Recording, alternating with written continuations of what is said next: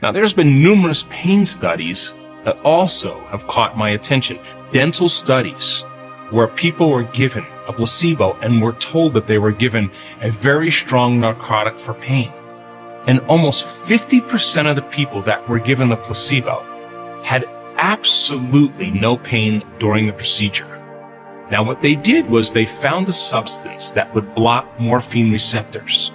And what they found is when they injected this substance, all of the person's pain came back, which means then that person was making their own pharmacy of morphine, their own pharmacy of anti-pain chemicals by thought alone. There's a Parkinson's study that I found very fascinating. Parkinson's disease is a deficiency in dopamine in the brain.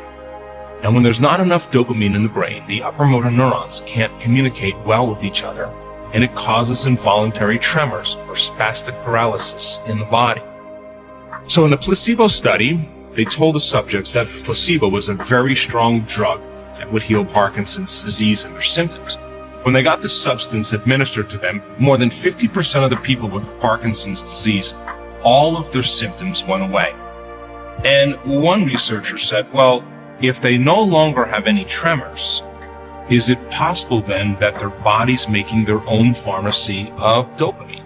So now, they did this little study where they injected a radioactive dye into their bloodstream that competes for the receptor sites for dopamine.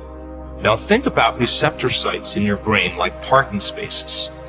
So if the person that was given the placebo was making their own dopamine would get into the parking spaces first, and when they injected this radioactive dye, there would be no parking spaces for the dye. So when they imaged the brain, they wouldn't see any radioactive elements in any of the areas where dopamine is absorbed. And if they didn't make their own dopamine and they injected the radioactive dye, then dopamine would not be in the parking spaces and the radioactive dye would get into the parking spaces, and we would know then that they were not making their own dopamine. What they found was that these people were making 200 times the amount of dopamine by thought alone. Now there's a caveat to this story, because when those people returned back into their lives and they sat in the same chair, they played chess with their friends, they saw the same people, they went to the same places, they did the same things, all of their conditions returned. In other words, when they returned back to their life, it was their external environment that was controlling the way they were feeling and the way they were thinking. In a sense, they went back to the old self.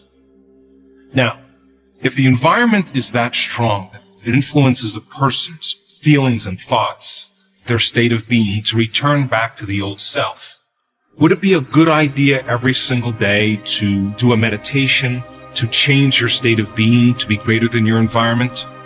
And if in the depression studies it took 8 weeks for many people to change their state of being by thought alone, that ultimately healed their depression, do you think it would be a good idea for you every single day to change your state of being for 8 weeks before you start seeing changes?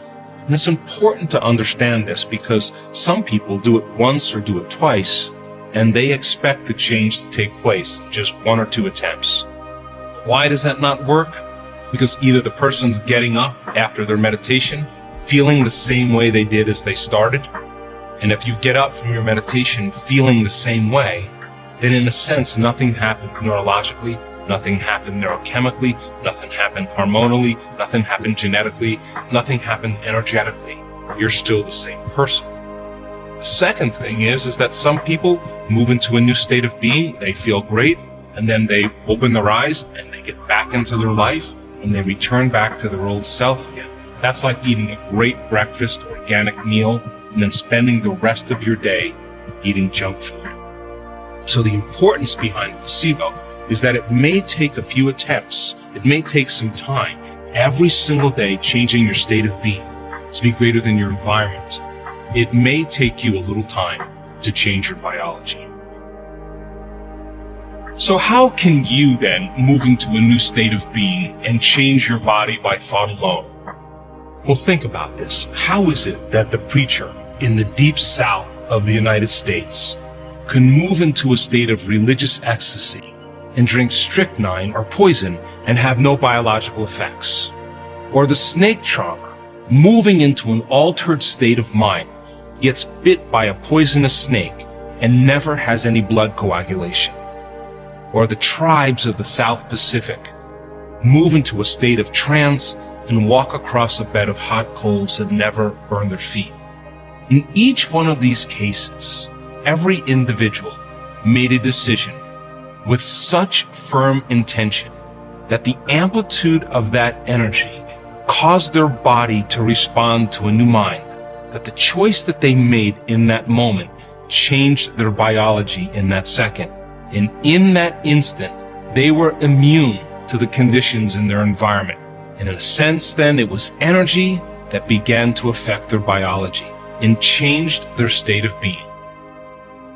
Now, in order for you to change some health condition or condition in your life, you're going to have to make a decision with such firm intention that the energy from that decision is greater than the hardwired programs in your brain and the emotional conditioning in your body, and your body literally has to respond to a new mind. That the choice that you make in that moment becomes a memory or an experience that you never forget. And the stronger the emotion that you feel, the more you will pay attention to the decision. And in a sense, then, you are moving your body out of the past into the future. Well, how do most people make a decision to change?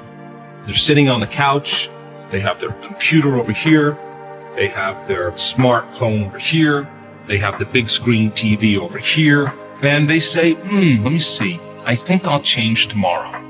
Now, the body's realizing it's not getting any new information, so in a sense, it knows you're not serious. It knows that you haven't changed your state of being, and in a sense, nothing's going to change. But think about a time in your life where you painted yourself into a corner, and you had no other choice but to change. And you said, this is it. I don't care how I feel, body. I don't care what's going on in my life or what people think, environment. And I don't care how long it's going to take, time. I'm going to do this. And when you make that kind of decision, and the hair on the back of your neck stands up, that's a new signal that's making it to the body. And in a sense, the body's literally getting new information, and now the body is responding to a new mind.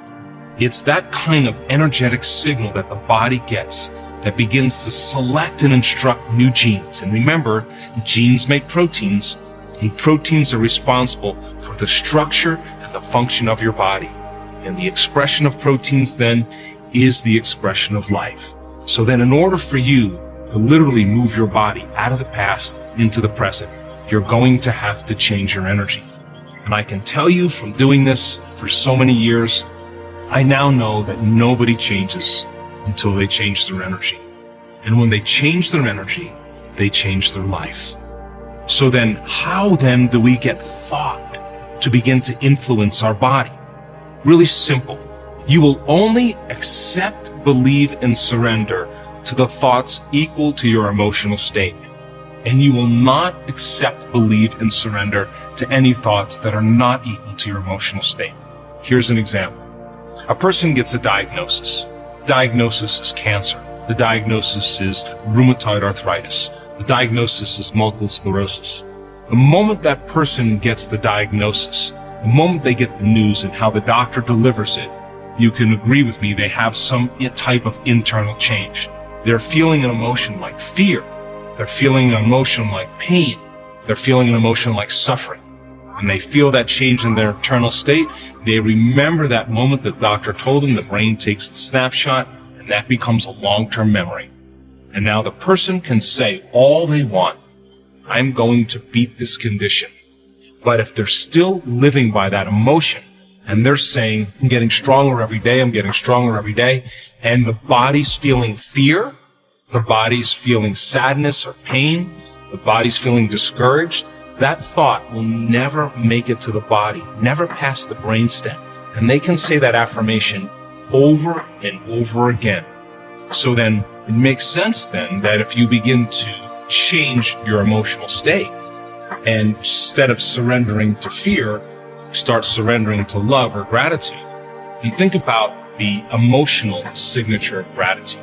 Something is happening to you, or you are receiving something. So the signature emotionally is the perfect state of receiving. So if a person is feeling fear, they cannot accept, believe, and surrender to any thought that's not consistent with the feeling of fear. It never makes it to their body. Change their state from fear to gratitude and have that person open their heart and, in spite of the news, begin to change their internal state.